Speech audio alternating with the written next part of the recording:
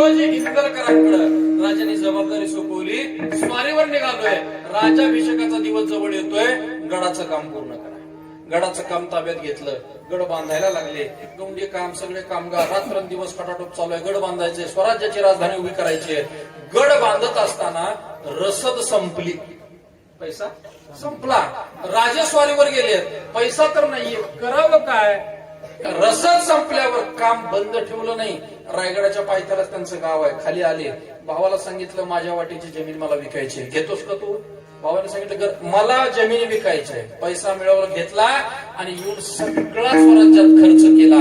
आपल्या परिवारासह एका तंबू मध्ये हिरोजी राहिले, पण गडाचं काम पूर्ण केलं.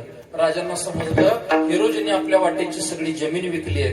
हिरोजी गडावर येऊन राहिले, जवळ काही शिल्लक नाहीये पैसा. ज्या वेळेला राज्याभिषेक होतोय त्यावेळेला राजाने हिरोजीला सांगितलं, हिरोजी कळालंय आम्हाला, तुम्ही सगळं धन दौलत इथं, सगळा प्रपंच इथं सगळा खर्च केलाय, काय तुम्हाला द्यावं? काहीतरी मागा, काहीतरी मागा.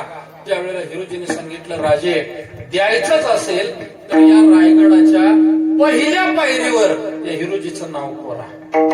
वाक्य नीट ऐका, पहिल्या पायरीवर या हिरोजीचं नाव कोरा. राजे म्हटले, अहो हिरोजी तुमचं दातृत्व एवढं मोठं आहे, या गडाला नाव दिलं तरी चालेल. गडाला नाव देऊ का गडाला? हिरोजी म्हणतात, नाही राजे, द्यायचंच असेल तर एक काम करा, पहिल्या पायरीवरती माझं नाव कोरा. का? त्याचं उत्तर हिरोजीने खूप गोड दिले. राजे ज्या ज्या वेळेला तुम्ही स्वारीवर जाल, रणांगणामध्ये जाल, युद्ध कराल, विजयास्त्री खेचून आणाल, त्यावेळेला तुमच्या रणांगणामध्ये तुमच्या पायाला लागलेली ती विजयाची धूळ या हिरोजीच्या नावाला लागली पाहिजे. बस एवढीच अपेक्षा. याला म्हणतात वंदीन चरण.